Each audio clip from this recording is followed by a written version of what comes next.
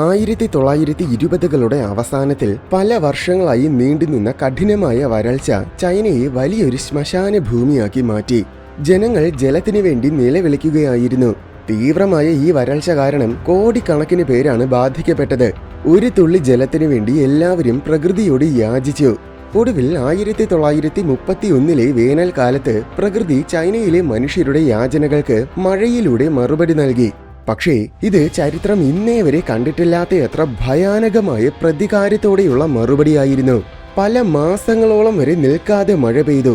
മഴയ്ക്കൊപ്പം നിരവധി വമ്പൻ ചുഴലിക്കാറ്റുകൾ ഒരുമിച്ച് വന്നു. അനന്തരഫലമായി നദികളെല്ലാം കവിഞ്ഞൊഴുകി.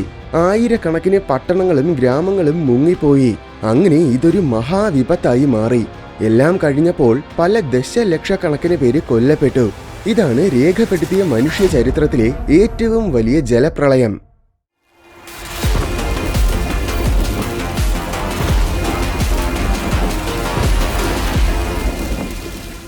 20ാം നൂറ്റാണ്ടിൽ ചൈനയിലെ ജനങ്ങളെല്ലാം നദികളെ വളരെയധികം ആശ്രയിച്ചാണ് ജീവിച്ചിരുന്നത്. കൃഷി ചെയ്യാനും ട്രാൻസ്പോർട്ടേഷൻ ചെയ്യാനും നദികൾ ഇവർക്ക് വളരെ പ്രധാനപ്പെട്ടതായിരുന്നു. യാങ്സി, യെല്ലോ, പേൾ, ഹുവായി എന്നിവയാണ് ചൈനയിലെ ഏറ്റവും വലിയ നദികൾ. ഇതിൽ യാങ്സി ശരിക്കും ഒരു ബ്രഹ്മാണ്ഡമായ നദിയാണ്. ഈ നദിക്ക് ചിലയിടങ്ങളിൽ 10 കിലോമീറ്റർ വരെ വീതിയും 650 അടി വരെ ആഴവുമുണ്ട്. 650 അടി എന്ന് പറയുമ്പോൾ അത് ഏതാണ്ട് 60 നിലയുള്ള ഒരു കെട്ടിടത്തിന്റെ അത്ര ഉയരമാണ്. ഈ നദികളെല്ലാം വെസ്റ്റിലെ പർവ്വത നിരകളിൽ നിന്നുമാണ് തുടങ്ങുമ്പോൾ ഇവയെല്ലാം ചെറിയ അരുവികൾ മാത്രമായിരിക്കും. ശേഷം ഏകദേശം മധ്യ ചൈനയിൽ എത്തുമ്പോഴേക്കും നിരവധി ഉപനദികൾ കൂടിച്ചേരുന്നത് കാരണം ഈ നദികളൊക്കെ ഭീമാകാരമായി മാറും. ഇവയെല്ലാം ഒടുവിൽ ചൈനയുടെ ഈസ്റ്റ് ഭാഗത്തിലാണ് ചെന്നിറങ്ങുന്നത്. വലിയ നദികളെല്ലാം മധ്യ ചൈനയിലൂടെ ഒഴുകുന്നത് കാരണം ഈ പ്രദേശം മുഴുവൻ കൃഷിക്ക് വളരെ ഉത്തമമാണ്. ഒരുപാട് ചെറിയ നദികൾ ഇവിടെ വന്ന് കൂടിച്ചേരുന്നതിനാൽ മധ്യ ചൈന ട്രാൻസ്പോർട്ടേഷനും വളരെ ഉത്തമമാണ്. അതിനാൽ ചൈനയിലെ 96% ജനങ്ങളും ആ കാലത്തിൽ കിഴക്ക് മധ്യഭാഗത്തിനെ കേന്ദ്രീകരിച്ചാണ് ജീവിച്ചിരുന്നത്. പ്രധാന നഗരങ്ങളെല്ലാം മധ്യ ചൈനയിലായിരുന്നു. പക്ഷേ ഭൂപ്രകൃതി നോക്കുമ്പോൾ മധ്യ ചൈനയ്ക്കൊരു വലിയ പ്രശ്നമുണ്ട്. എന്താണെന്നാൽ ചുറ്റുപാടുമുള്ള പ്രദേശങ്ങളെ അപേക്ഷിച്ച് നോക്കുമ്പോൾ മധ്യ ചൈന എന്നത് വളരെ താണതും പരന്നതുമായ പ്രദേശങ്ങളാണ്. അതുകൊണ്ട് തന്നെ ഇവിടെ ജലം കൊണ്ട് നിറഞ്ഞാൽ ഈ ജലത്തിന് പിന്നെ വേറെ എങ്ങോട്ടും പെട്ടെന്ന് പോകാൻ സാധിക്കില്ല. അങ്ങനെ ജലം ഇവിടെ തന്നെ കുറെ കാലം കെട്ടിക്കിടക്കും. അനന്തരഫലമായി ജലപ്രളയം ഏറ്റവും കൂടുതൽ ബാധിക്കപ്പെട്ടതും യഥാർത്ഥത്തിൽ കിഴക്ക് മധ്യഭാഗങ്ങളെയാണ്. 1931 സംഭവിച്ചത് ഒരൊറ്റ പ്രളയമായിരുന്നില്ല, മറിച്ച് ഒന്നിനു പുറകെ ഒന്നായി പ്രളയങ്ങളുടെ ഒരു വലിയ ശൃംഖല തന്നെ ഉണ്ടായി. ഈ മഹാപ്രളയം ഉണ്ടായതിന് പിന്നിലെ കാരണം ശരിക്കും മഴ മാത്രമായിരുന്നില്ല. പ്രളയത്തിന് പറ്റിയ സാഹചര്യങ്ങളെല്ലാം മഴ തുടങ്ങുന്നതിനും വർഷങ്ങൾക്ക് മുൻപ് തന്നെ പല രീതിയിലും ചൈനയിൽ പതിയെ ഉടലെടുക്കുന്നുണ്ടായിരുന്നു. വരൾച്ചയാണ് എല്ലാത്തിന്റെയും തുടക്കം. ഏഷ്യയിലെ ഏറ്റവും വലിയ നദിയാണ് ചൈനയിലെ യാങ്സി നദി. ഇതിന് 700-ൽ കൂടുതൽ ഉപനദികളുണ്ട്. എന്നാൽ 1920കളുടെ അവസാനത്തിലെ കഠിനമായ വരൾച്ചയിൽ ഈ ഉപനദികളിൽ ഭൂരിഭാഗവും പൂർണ്ണമായും വറ്റിപ്പോയി. അന്ന് തീവ്രമായ ചൂട് കാരണം മധ്യ ചൈന മുഴുവൻ ചുട്ടുപൊള്ളുകയായിരുന്നു. ജീവൻ പിടിച്ചു നിർത്താനുള്ള കഴിവ് പോലും നഷ്ടമാകുന്ന തരത്തിൽ ഇവിടുത്തെ മണ്ണ് മുഴുവൻ വെള്ളമില്ലാതെ വരണ്ടുപോയി. നിലമാണെങ്കിൽ ജലത്തിനെ വലിച്ചെടുക്കാൻ പോലും പറ്റാത്ത രീതിയിൽ കോൺക്രീറ്റ് പോലെ കട്ടിയുള്ളതുമായി മാറി. ഈ കഠിനമായ വരൾച്ചയിലും ചൈനയിൽ ചിലയിടങ്ങളിൽ ചെറിയ ആഭ്യന്തര യുദ്ധങ്ങൾ നടക്കുന്നുണ്ടായിരുന്നു. എന്നാൽ 1930 മുതൽ ചൈന വലിയൊരു യുദ്ധക്കളമായി മാറി.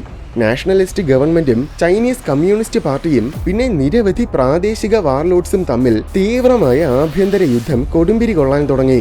അങ്ങനെ 1930കളുടെ തുടക്കം മുഴുവൻ ചൈന മൊത്തത്തിൽ വിഭജിച്ച് കിടക്കുകയായിരുന്നു. അതിനു പുറമെ 1931 ജപ്പാനും ചൈനയെ ആക്രമിക്കാൻ വന്നു. ഈ യുദ്ധങ്ങൾ കാരണം ചൈനയുടെ മൊത്തം സമ്പത്തുകളും സൈനിക ചെലവുകൾക്കായി ഉപയോഗിക്കേണ്ടി വന്നു. അതിനാൽ അണക്കെട്ടുകൾ പോലെയുള്ള നിർണായകമായ നദീതട നിർമ്മിതികളെല്ലാം ഏകദേശം പൂർണ്ണമായും അവഗണിക്കപ്പെട്ടു. ഇതിനിടയിൽ 1931 ശീതകാലത്തിൽ കാലാവസ്ഥയും ചൈനയ്ക്കെതിരെ തിരിഞ്ഞു. പസഫിക് മഹാസമുദ്രത്തിൽ ഉണ്ടാകുന്ന അപൂർവമായ ഒരു കാലാവസ്ഥാ പ്രതിഭാസമാണ് എൽ നീനോ. ഈ പ്രതിഭാസത്തിന് ആഗോളതലത്തിൽ കാലാവസ്ഥാ വ്യതിയാനങ്ങൾ ഉണ്ടാക്കാൻ സാധിക്കും. വരൾച്ച, വെള്ളപ്പൊക്കം, മഞ്ഞ് അങ്ങനെ പല രൂപത്തിലും ഇത് ഒരുപാട് രാജ്യങ്ങളെ ബാധിക്കും. ഇത് കാരണം 1930 ചൈനയുടെ ശീതകാലം അതിതീവ്രമായി മാറി. ചൈന മുഴുവൻ ശക്തമായ മഞ്ഞുകൊണ്ടുള്ള കൊടുങ്കാറ്റ് വീശി. പർവ്വതനിരകളെല്ലാം മഞ്ഞുകൊണ്ട് മൂടപ്പെട്ടു. 1931 വസന്തകാലത്തിൽ, അതായത് മാർച്ച് മാസമായപ്പോഴേക്കും പർവ്വതങ്ങളിൽ മൂടപ്പെട്ടിരുന്ന മഞ്ഞ് മുഴുവൻ ഉരുകാൻ തുടങ്ങി. ഈ ഉരുകിയ ജലം മുഴുവൻ നേരെ നദീതടങ്ങളിലേക്കാണ് ഒഴുകിയെത്തിയത്. അനന്തരഫലമായി നദികളുടെ ജലനിരപ്പെല്ലാം ഉയർന്നു പൊങ്ങി. അപ്പോൾ തന്നെ മധ്യ ചൈന വെള്ളപ്പൊക്കത്തിന്റെ വക്കിലെത്തിയിരുന്നു. അതിനുശേഷമാണ് മഴ തുടങ്ങിയത്. വസന്തകാലത്തിന്റെ അവസാനമായപ്പോൾ മുതൽ, അതായത് ഏപ്രിൽ മുതലാണ് മഴ തുടങ്ങിയത്. ഈ മഴ പിന്നെ പല മാസങ്ങളോളം നിർത്താതെ പെയ്തുകൊണ്ടിരുന്നു. ചെറിയ രീതിയിൽ തുടങ്ങിയ മഴ പിന്നെ പതിയെ പതിയെ ശക്തി പ്രാപിച്ചു. ഇടയ്ക്കിടയ്ക്ക് കൊടുങ്കാറ്റും വീശിക്കൊണ്ടിരുന്നു. ജൂൺ ആയപ്പോഴേക്കും വലിയ നദികളുടെ പല ഭാഗങ്ങളും കവിഞ്ഞൊഴുകാൻ തുടങ്ങി. തീരെ താഴ്ന്ന പ്രദേശങ്ങളിൽ ജീവിച്ചിരുന്ന ഒരുപാട് പേര് അപ്പോൾ തന്നെ പ്രളയത്തെ ഭയന്ന് മറ്റ് നാടുകളിലേക്ക് പോയി. ജൂലൈയിൽ മഴ വീണ്ടും ശക്തി പ്രാപിച്ചു. ജൂലൈ മാസത്തിൽ മാത്രം 60 സെന്റിമീറ്ററിന് മുകളിൽ മഴ പെയ്തു. അതൊരുപക്ഷെ നമുക്ക് വലിയൊരു കാര്യമായിട്ട് തോന്നില്ല. കാരണം മഴക്കാലത്ത് കേരളത്തിൽ ഇതിനേക്കാൾ കൂടുതൽ മഴ ലഭിക്കും. പക്ഷേ 60 സെന്റിമീറ്റർ മഴ എന്നത് മധ്യ ചൈനയിൽ സാധാരണ ഒരു വർഷം ലഭിക്കുന്നതിന്റെ ഇരട്ടിയിലും കൂടുതലാണ്. അതിനു പുറമെ ഭീകരമായ ചുഴലിക്കാറ്റുകളും ഉണ്ടായി. മധ്യ ചൈനയിൽ പ്രതിവർഷം 1-2 ചുഴലിക്കാറ്റ് വീശുന്നത് പതിവാണ്. എന്നാൽ 1931 ജൂലൈ മാസത്തിൽ മാത്രം ഇവിടെ 7 സൈക്ലോൺസ് ഉണ്ടായി. അടുത്ത ചില മാസങ്ങൾ കൊണ്ട് വീണ്ടും കൂടുതൽ സൈക്ലോൺസ് വന്നു. ഈ ചുഴലിക്കാറ്റുകൾ വൻതോതിൽ മഴ കൊണ്ടുവരും. ഇത് കാരണം നദികളൊക്കെ കവിഞ്ഞൊഴുകാൻ തുടങ്ങി. യാങ്സേ നദി രാക്ഷസ രൂപിയായി. ഇതിലെ ജലം ഓരോ ദിവസവും ഒരടി വെച്ചാണ് കൂടിക്കൊണ്ടിരുന്നത്. നദികൾ കവിഞ്ഞൊഴുകുന്നു എന്നതിനേക്കാൾ ഏറ്റവും വലിയ പ്രശ്നം യഥാർത്ഥത്തിൽ അണക്കെട്ടുകളായിരുന്നു. വമ്പൻ നദികൾ കാരണം മധ്യ ചൈനയിൽ നിരവധി അണക്കെട്ടുകൾ നിർമ്മിച്ചിരുന്നു. പക്ഷെ ഈ അണക്കെട്ടുകളൊക്കെ പുരാതന കാലത്ത് നിർമ്മിച്ചവയാണ്. അതുമാത്രമല്ല, നേരത്തെ പറഞ്ഞതുപോലെ ഘോര യുദ്ധങ്ങൾ കാരണം ഈ അണക്കെട്ടുകളൊക്കെ പൂർണ്ണമായും അവഗണിക്കപ്പെട്ടിരുന്നു. അതുകൊണ്ട് തന്നെ ഈ അണക്കെട്ടുകളെല്ലാം തീരെ ദുർബലമായിരുന്നു. അനന്തരഫലമായി ചെറിയ ചെറിയ അണക്കെട്ടുകളൊക്കെ പൊട്ടാൻ തുടങ്ങി. അങ്ങനെ മധ്യ ചൈനയിൽ പ്രളയവും തുടങ്ങി. ജൂലൈ 27-ന് ഹാൻകോ സിറ്റിയെ സംരക്ഷിച്ചിരുന്ന ഒരു പ്രധാന അണക്കെട്ട് പെട്ടെന്ന് പൊട്ടിപ്പോയി. ഇതിൽ നിന്നും സുനാമി പോലെയാണ് ജലം പുറത്തേക്ക് വന്നത്. അങ്ങനെ ഒറ്റ ദിവസം കൊണ്ട് തന്നെ ഈ സിറ്റി മുഴുവൻ വെള്ളത്തിനടിയിലായി. 10,000 പേര് കൊല്ലപ്പെട്ടു. 7 ലക്ഷത്തോളം പേർക്ക് വീട് നഷ്ടമായി. ഇതെല്ലാം ഒരൊറ്റ സിറ്റിക്ക് സംഭവിച്ച കാര്യമാണ്. ഇതുപോലെ മധ്യ ചൈനയിലെ പ്രധാന നഗരങ്ങളെല്ലാം ഓരോന്നോരോന്നായി വെള്ളത്തിനടിയിലാകാൻ തുടങ്ങി. ഓരോ ഇടത്തും ഇതുപോലെ 10,000 പേരുടെ ജീവൻ നഷ്ടമായിക്കൊണ്ടിരുന്നു. ഓഗസ്റ്റിലാണ് പ്രളയം ഏറ്റവും കൂടുതൽ തീവ്രമായത്. ഓഗസ്റ്റ് 1-ന് വുഹാൻ സിറ്റിക്ക് ചുറ്റുമുള്ള അണക്കെട്ടുകൾ പൊട്ടി. 10,000-ഓളം പേര് മുങ്ങി.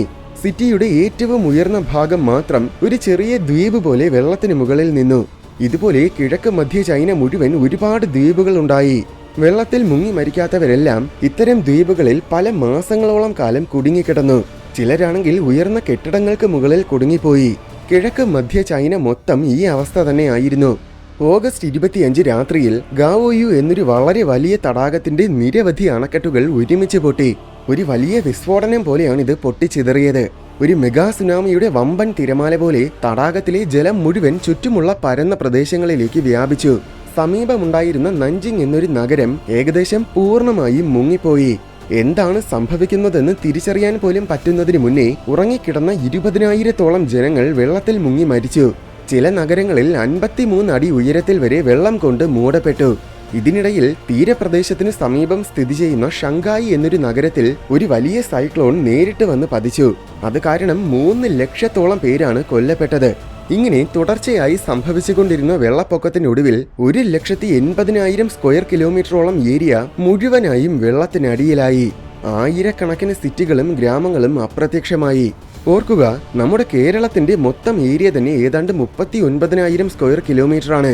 അപ്പോൾ കേരളത്തിന്റെ 4.5 മടങ്ങിൽ കൂടുതൽ ഏരിയ അന്ന് പൂർണ്ണമായും വെള്ളം കൊണ്ട് മൂടപ്പെട്ടു. അങ്ങനെ വെള്ളം കയറി കിടക്കുന്നത് കാണാൻ ഒരു വലിയ സമുദ്രം പോലെ തോന്നിയിട്ടുണ്ടാകും. നമ്മുടെ ദേശം മുഴുവൻ ഒരൊറ്റ ദിവസം കൊണ്ട് വലിയൊരു സമുദ്രത്തിന് മധ്യത്തിലാകുന്നതിനെ കുറിച്ച് നിങ്ങൾ ചിന്തിച്ചു നോക്കൂ. ഏതാണ്ട് ഇത് തന്നെയാണ് അന്ന് കിഴക്ക് മധ്യ ചൈനയിലെ ജനങ്ങൾക്ക് സംഭവിച്ചത്. ലക്ഷക്കണക്കിന് പേര് വെള്ളത്തിൽ മുങ്ങി മരിച്ചു. 4 കോടിയിലേറെ പേർക്ക് വീടുകളില്ലാതായി. വെള്ളപ്പൊക്കത്തിന് മുൻപ് സംഭവിച്ച തീവ്രമായ വരൾച്ചയിൽ നിലം മുഴുവൻ കോൺക്രീറ്റ് പോലെ കട്ടിയുള്ളതായി മാറിയതിനാൽ വെള്ളപ്പൊക്കമുണ്ടായപ്പോൾ നിലം ജലത്തിനെ പെട്ടെന്ന് വലിച്ചെടുത്തില്ല. പിന്നെ ഭൂപ്രദേശവും കൂടെ ഈ രീതിയിലായതിനാൽ മുങ്ങിപ്പോയ സകല മേഖലകളും ഏകദേശം 3 മാസത്തോളം വരെ വെള്ളത്തിനടിയിൽ തന്നെയായിരുന്നു.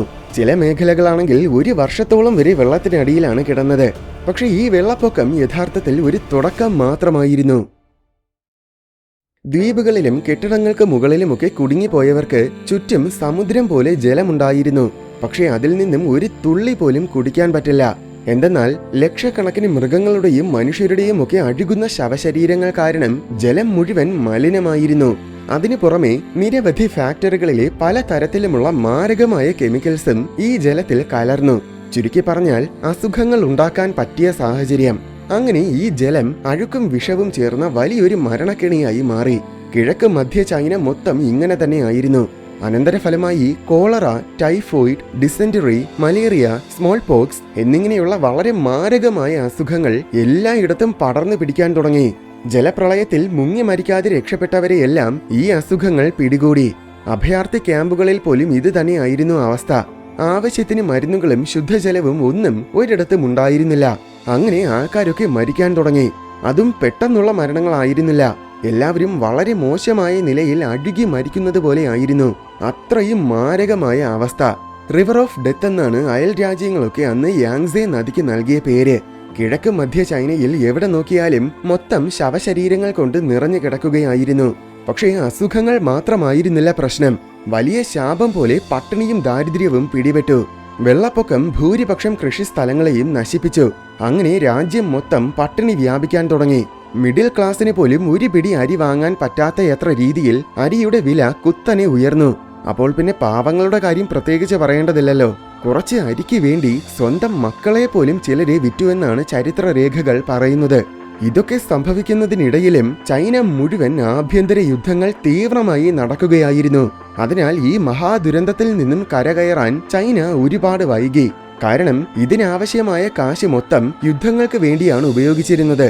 എല്ലാവരും കൂടെ ഒറ്റക്കെട്ടായി നിന്നിരുന്നെങ്കിൽ തീർച്ചയായും വളരെ വേഗം തന്നെ എല്ലാം ശരിയാക്കാമായിരുന്നു.